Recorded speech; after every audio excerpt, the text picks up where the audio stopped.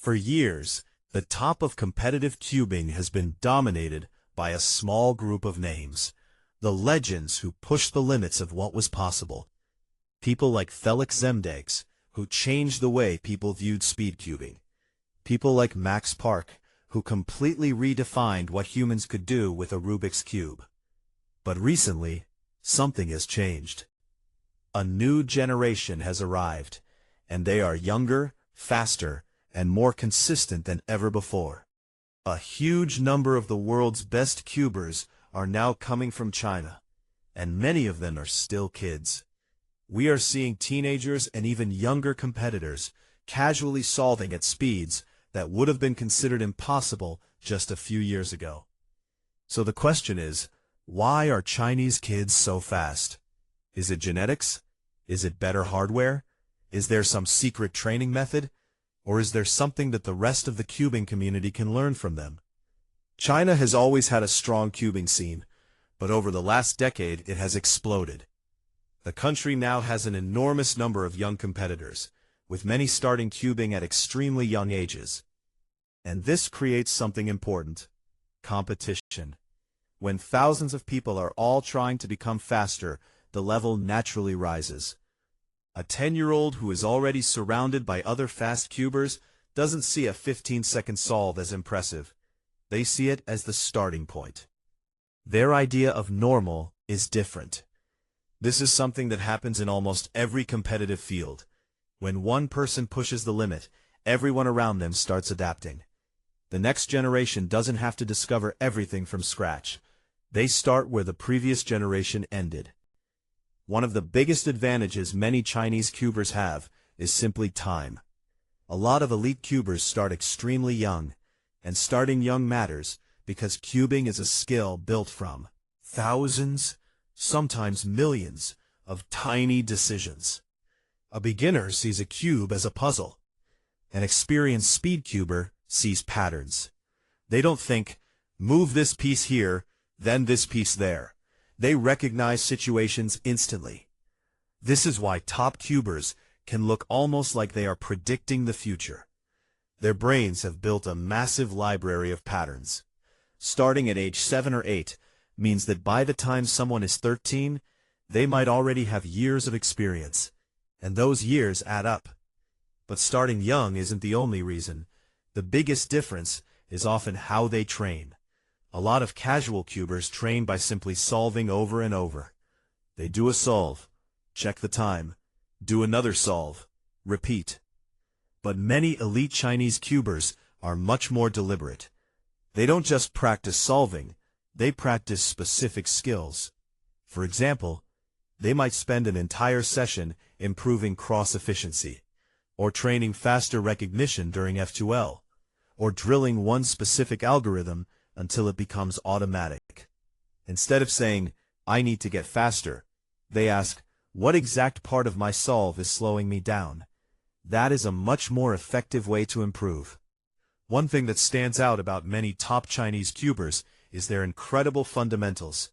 Their solves often look effortless, not because they are doing something flashy, but because the basics are extremely polished. Their look ahead is amazing. Their turning is controlled. Their solutions are efficient. A common mistake in cubing is trying to skip the boring parts. People want new algorithms. They want advanced tricks. They want a shortcut to being fast. Best cubers often spend huge amounts of time mastering things that beginners ignore. Things like smoother turning, better finger tricks, efficient solutions, consistent recognition. The boring stuff is what creates speed. Another huge advantage is the community. Many Chinese cubers are not training alone. They have friends who are also extremely fast.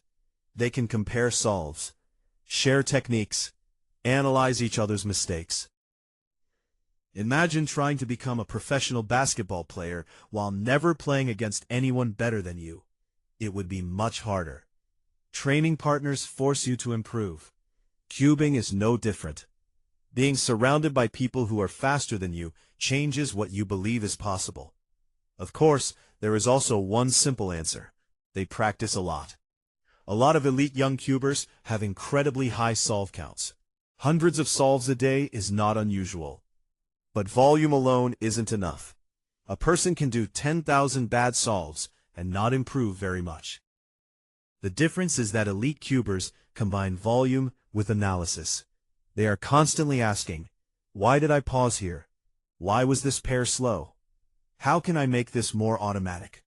Every solve becomes feedback. So how can we actually apply these ideas? Because most of us don't have hours every day to practice. But there are a few things everyone can copy. Train specific weaknesses. Don't just grind solves. Look at your averages. Find the biggest problem. Maybe your cross is slow. Maybe you pause during F2L. Maybe your last layer recognition is inconsistent. Focus on that. Improvement comes from fixing weaknesses, not just repeating strengths. Slow down to get faster. This sounds backwards, but it works. A lot of top cubers practice slowly. They focus on eliminating pauses. A smooth 15-second solve is built from thousands of slow, controlled solves. Speed comes after control. Build good habits early. Bad habits are expensive. If you learn inefficient solutions and rely on them for years, they become difficult to remove. Learning proper techniques early saves a huge amount of time later. Surround yourself with faster people. Join competitions.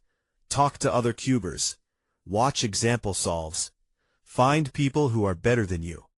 The fastest way to improve is to constantly see what the next level looks like. Be consistent. The biggest lesson from these young Chinese cubers is not some secret method.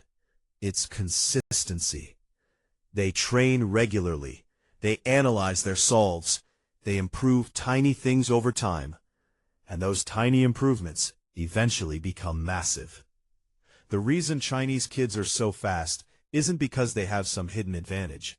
It's because they have built an environment where becoming fast is normal. They start early. They train intelligently. They learn from each other, and they focus on the small details that separate good cubers from great ones. The next world record holder might already be out there. Maybe they're 12 years old. Maybe they're already solving faster than most adults ever will. But the interesting part is this. The methods that make them fast aren't exclusive. Anyone can use them. Because becoming a better cuber isn't about finding a shortcut. It's about making every solve count. I wonder how these Chinese cubers will adapt to the new changes in the WCA. Learn about what's changing here.